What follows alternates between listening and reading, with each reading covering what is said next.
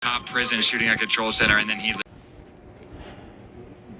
Specially built radios are automatically activated by this tone to warn you of impending weather hazards in central Arizona. Tests of these radios are normally conducted every Wednesday between 11 a.m. and noon.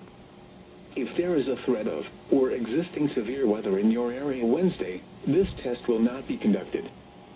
Reception of this broadcast and the warning alarm will vary at any given location. To provide the most consistent warning services possible, this warning alarm will only be activated for watches and warnings affecting Maricopa and Northwest Pinal counties. This concludes the test of the NOAA weather radio warning device.